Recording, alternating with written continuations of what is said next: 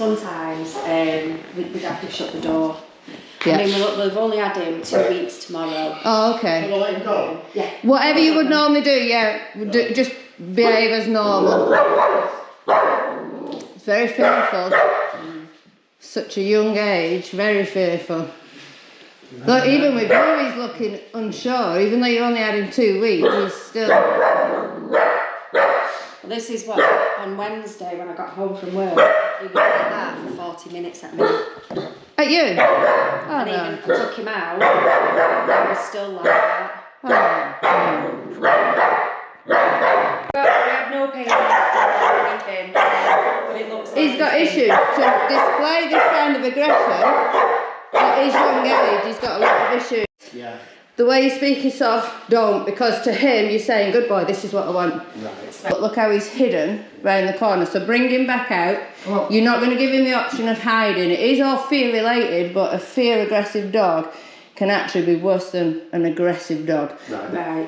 Because if you think, if they get a bite on someone, they bite and pull, and they bite and pull, they're like a piranha. So if he bites through fear, he's not going to just bite and keep hold or release. He's going to... That's why I say you've got real issues. In such a young dog, you've got massive issues. So what I want you to do, anytime he barks, you're going to give a very short, sharp, firm boom up on the collar. For a split second, that's all it is. You're not going to hang him, you're not going to keep tension, just a boom, and you're just disagreeing with that. You might need to move your hand too if he... Has he ever redirected at you? He has when he's trying to attack someone and I've got hold of the lead. Yeah. So keep... Literally... You can hold the handle of the lead or the tape itself. They're not the best leads then because they're too clumpy and the tape's too thin and it cuts through your hands and everything. But literally, if he's stood in front like that and he barks, just flick your hand like towards you. Keep it at his neck level. You never want to go high because you don't want to backflip him. Right. You don't want to damage his neck. You just disagree. Like that's it, yeah. So you might just watch him for turning if he's likely to do that. So at the minute while he's quiet, the little that's just uncertainty. We're okay with that. Yeah. We can deal with that. The way he reacted when I got up to go out, that's pure aggression. Yeah. And it's all fear-based. Yeah. But why is such a young dog so fearful? Well, we think when we went to pick him up... Don't stroke him neither because he's in his state of mind is very uncertain. So again, you're stroking him, you're stroking him. And you, again, to him, you're saying, good boy, that's it, be uncertain. So we need to build his confidence, so he's not uncertain, and we need to break this. He's young enough to do it, and we should be able to do it relatively quick. Right. But you are going to have to put a lot of time and effort in. Yeah. He's going to be a pain in the backside. Yeah. The way it is at the minute, you've had him 2 weeks. If he sleeps in your bedroom, you're saying in his language, you're the same level as us. So at the minute, people come in, he's controlling who can stay and who can't. Right. By constantly barking, he's in a constant state of alert. He's very stressed the whole time. So we're not going to allow that. So for now, no, keep him down here. Right. Cover the cage completely at night, like you would a parrot. Just cover it completely. And it makes it more cosy because your cage is never a discipline play. I mean, you can, if he's naughty, we can put him in his cage. But if you've got visitors and he's... Even if he was jumping up at the visitors something and you kept telling him to get off and he kept doing it, you'd then put him in his cage, leave him in there for 5 minutes to calm down and then invite him back out and try again. If he jumps up, put him back in. So you can use it in that sense. Right. Yeah. But you never want to, when they're in the cage, they're in it, nothing bad happens to them, only ever good things come out of the cage. So we can go in it, it's his personal bedroom. Yeah. Well, very strong. I mean, I'm bruised to hell. What, from him? From him, yeah. What, jumping up at you? But he pounds at me. But he thinks it's playing, but I'll be tying my shoes and he'll jump on my back and bite the back of my head. Oh no.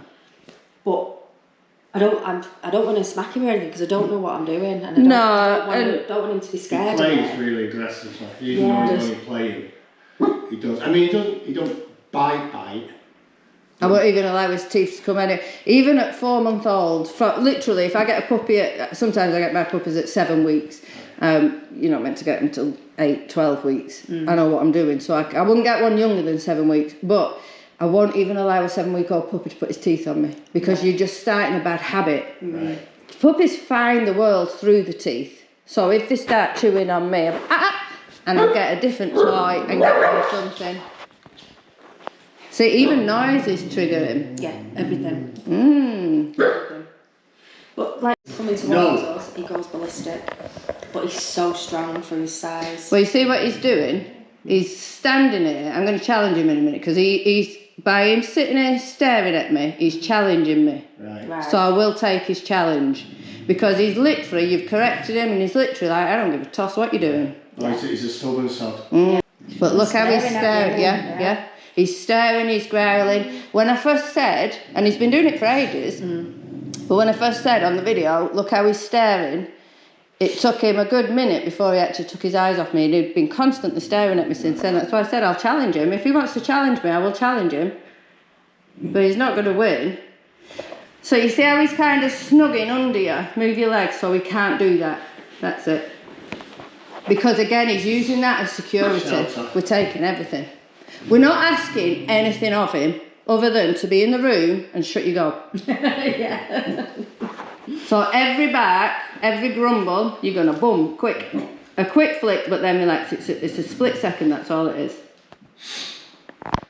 So because he's a little bit settled, all I'm going to do is, I'm not going to go near him, I'm going to go away from him and see if he gives the same reaction. I predict, as I stand up, he's going to... So if he does, the second, even if he sits up or stands up, he's going to do it fast, I would imagine. He's probably going to come forward, so you're going to correct. Short and sharp, and don't forget, correct and then relax, like you are doing. It's very good. So again, shove him away. You see how he's cut, he's gone, look at his tail and everything, he's very weird. So use your foot and just shove your foot up his backside, just to shove him, that's it, take the pressure off the neck. He's very uncertain of any movement. So again, let's predict that he's quite possibly being excluded, he's quite possibly being kept in his cage and not being included in the family life in his previous home. Right. So you can keep everything relaxed, you don't have to keep pointing, that's it. You're just going to block him from hiding. So that's it, just keep the lead like that. And then you just give a quick flick if he starts. It's short enough, the brake's on, isn't it? Yeah. It's short enough that he can't get me. Yeah. So let's see what he does. So far, so good. Correct that. Good. Correct.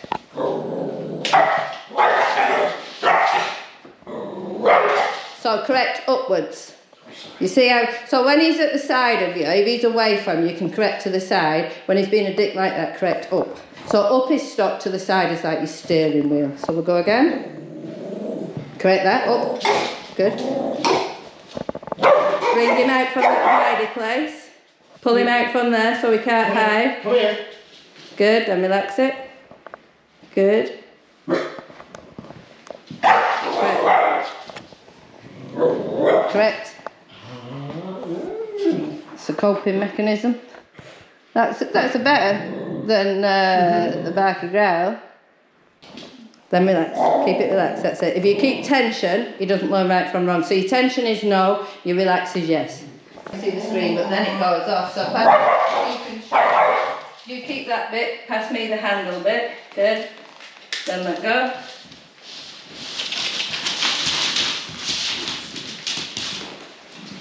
So, now I've taken away his power because you're becoming his power. You're like his Power Ranger. Woo! So I've took that away. So you see what he's doing? He's giving space, but he's growling. So I'm correcting towards me. Right. And he's like, no, I don't want to come towards you. Well, fine. You don't have to come towards me. There's no tension on the lead, but you're not growling at me.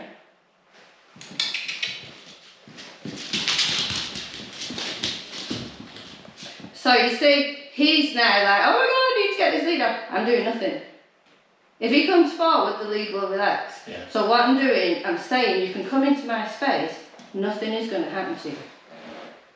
Well, unless he tries to eat me. The screen's gone off. It's alright, yeah, it's just that you can't see what you're recording when that happens. He's not going to play, but if I chuck some, you can see he's like, oh my God, good boy. So we need to do a lot of confidence building with him. So now he's figuring out the lead. So when he goes back, it gets a little tighter on his neck. So he's like, oh my God. So he has no option to go back. He can only come forward. Yeah. So he's got to learn this himself. Oh, we got a shoe. Says no. Chuck it hard at me. What's this? What's this? What is it? And you see, he's still staring at me, so I'm trying to not stare back at him because I want him to learn that people are nice. Well, most of us are. What is it? What is it? And you see, he's too busy on staring at me. I've got to watch him out the corner of my eye. He's too busy staring at me to even bother with his toys. He's trumping it out. Is he? That's fear, that. Yeah, yeah. So something, that's it, yeah. His tail's gone underneath. Yeah. It's normally up. Yeah. No, because I've took away his power. I'm handling him now. I've not got any fear. I've not got, I'm just like, well, all I'm doing is holding your lead and I'm making him cope with it. But if he's releasing gassy smells, it is genuine fear. So we're going to say something bad has happened to him, but we're not going to keep hold of that because we don't know, we're only guessing. We're going to focus on, from the day you got him, his life improved massively. And we just have these big issues to work through. Got a cover over the cage to make it feel more like a den to him. So our cage is literally the dog's bedroom and nothing bad ever happens in there. All the good stuff goes in there, so you can start feeding him in there. Although he likes his cage anyway, doesn't he? Yeah, he does. So if he didn't like his cage, you could feed him in there, all the toys go in there, any treats, they all go in there. They can go in there. And you leave the door open. So what he may have done, if it was all covered, when somebody came in or when I came in, he may have chose to go into his cage because that's his safe place. Right. So as it stands at the minute, he doesn't have a safe place because the cage is shut and there's nowhere, so hence why he's had him behind your legs, the settee. So when we're expecting people, we put him in a cage with a blanket over. Yeah. And then... Or a different room, put him in the other room. He just cannot be in this room when people come in. Right.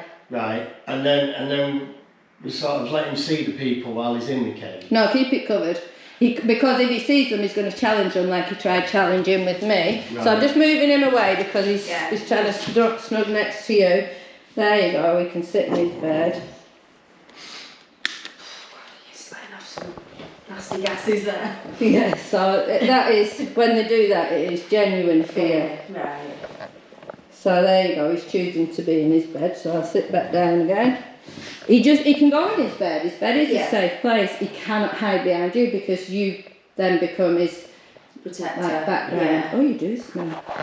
We're told to spray water at him when he's barking, which we haven't done because there's conflict with that.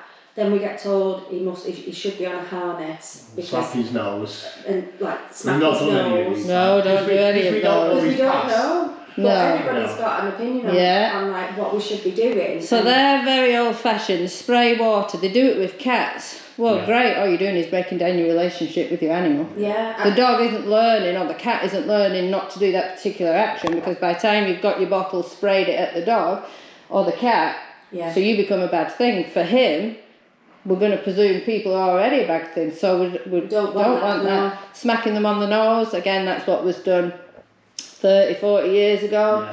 A nose is the most sensitive part of the dog, so no, you don't want to touch the nose. What I've done, when I took him off you, I've took him out of his comfort zone.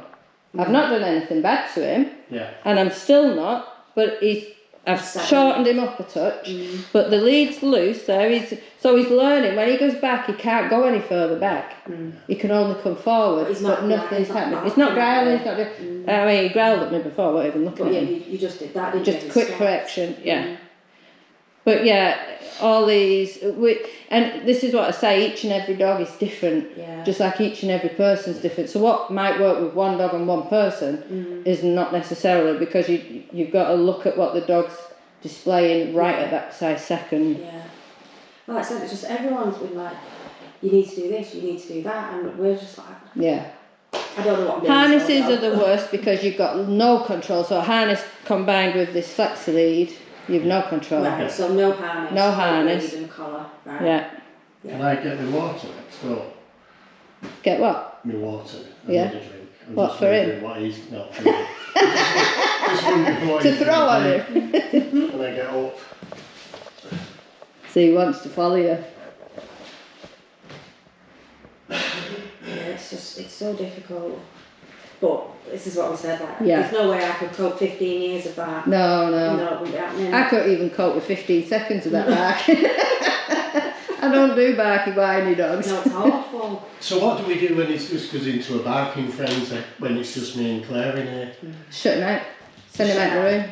Yeah. Right. That's panic. So again, I'm moving. Having a sliding floor helps because I don't have to if it was carpet, I'd have to be more forceful with him. So having a sliding floor helps. And again, I'm a little bit intimidating because he's put himself right slap bang in front of me, but I'm looking away from him. I'm trying not, I'm keeping my eye out the corner of his eye. But he was going into panic, which is why I stood up and moved away. If he hadn't panicked, I wouldn't have moved. Yeah. But if he goes into panic, again, I'm blocking that. It's all mental at the minute. Yeah. There's a challenge again. I looked at him, he's like, go on then, go on then. That was a challenge because I moved. Right, he's gone away, so I'll sit back down again. I don't know what you can see on the video. So this is him. In fact, you go and sit next to, what you call, Pete? Paul. I was close with Pete. Everybody in the pub called it Pete, so it works. It's like I knew.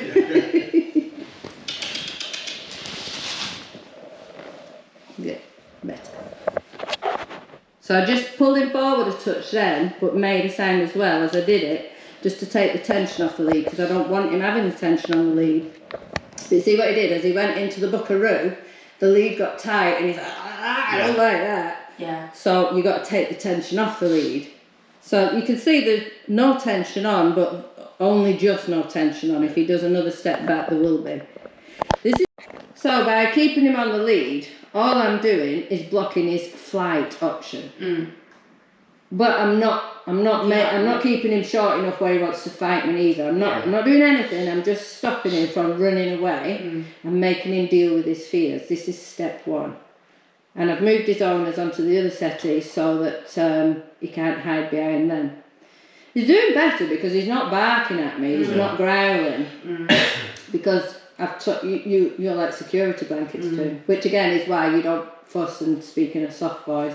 And as soon as I was to let him come over there with you, he'd start growling at me again. Yeah. So we don't. And it depends on your visitors, but you could try this with your visitors. But I'm gonna try it out tonight. They have to be confident. Bring one round tonight. If they're a bit nervous, then they can't do it because their nervous energy will go with his. Yeah. So they have to be confident and not even think about it. So give them the lead the same way. So you keep it by the collar. They take the handle. As soon as they get the handle, they just walk away with him. Right. They need to get him away from you sooner rather than later.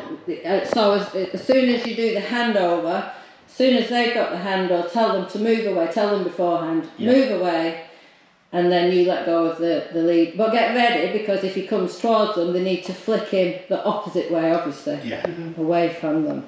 But he is doing better. But like I say, if I was to let you have him, he's going to bark and growl again. Yeah. But now we don't need that. No, I don't need that. It's just what. Yeah. So he's barking, he's not even out the house. So that's your first thing we're going to change. So go back in. And you're saying to him, you check it all out. Right. So he never comes out in front of you. He always comes out at the side or behind you. So try again. I'm going to move back so he's not barking at me.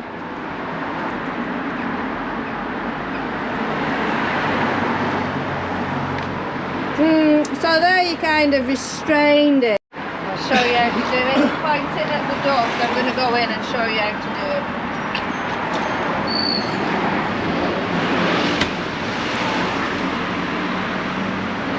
He's demonstrating beautifully. Come on. The dog comes out behind you, never in front of you. Look at that! We're going to get a fixed dog.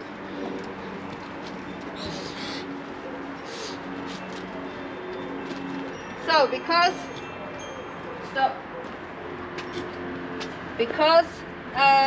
he normally walks in front, I'm holding the little handle here and he can only stay at my side.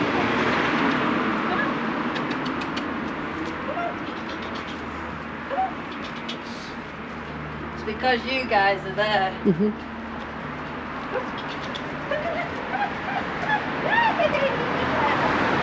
See, as soon as I take it 20 foot or more away from you, yeah, it's like, okay, I'll stay with you now. Yeah. So, literally, I'll pass him back. So you're going to hold his lead, just with the arms by your side, and he's just going to stay at your side. He's not just, if there's somebody coming, you upwards on you. And if he pulls, a quick flick upwards on your lead. He can't pull. Correct that, upwards. That's it. Look, now it's because we're so, wait here, just because he's getting worried because we're so close to him. Be more confident handling him. Good. Keep going. Correct him. Come back to us. Oh, I'm going to have you do just some lead work. So you're just going to walk up and down. Keep your lead relaxed. If he's dragging behind, you see how you keep in tension, so he's like choking him. Relax it. And instead of keeping tension, you're going to give little pops on the lead, little nudges, almost like you're tapping him to say, come on, come forward. Come on. Encourage, make sound. Come on. Good boy. Keep him going, don't let him sniff. Come on. At the minute, he can't dictate anything to you. We dictate everything to him. Turn and come back. Just be like that. Oh my God. Turn and come back. Look, the dog's listening. Yeah. Can I ever go work the lead in a minute? And you're literally just gonna, we're just gonna use this little stretch for now, till you get the hang of it, and then you can take him running. I thought you were supposed to let him stop and sniff. Not unless you want to take 3 hours just to do a 2-second walk. They've got 250 million scent receptors in the nose. Yeah. When they're stopping to sniff, they're stopping to sniff a particular scent. That's how you get bad lead work. So we want him to have good lead work, which takes away his control. So every time he pulls, pop up on the lead, short and sharp. Back. He'll come back. Keep going. Keep popping, but keep moving. If you stay with him, he'll always stay down. Good. Keep pop, pop, pop. Don't keep tension. Come on. Come on. Good boy. Come on. That's it. Good boy. Keep it relaxed. And again, because it's got the stopper on that collar, he can't get out of that. Right, if he pulls back, it just goes tighter. Turn and come back. See, the dog knows what I say. Come on. Keep your arm relaxed. Walk like he's not with you. Just walk. As you can between you and the dog. Correct towards you. Correct towards you. Good. Correct. Keep walking. Good. Keep walking. Just keep walking. It's because he was being a divvy. Turn and come back. You went into straight panic then. It's like, oh my God, the dog's choking. Correct him. He's dragging you. As hard as he drags you, you drag back on the... Good. So the chance to bark then. Exactly. But it's important you keep on moving, because if you stop, even if he's doing his choking thing and you stop, go, oh my God, he's then going to go, ah, and turn into psycho dog. Right. So we don't want psycho dog. So it's not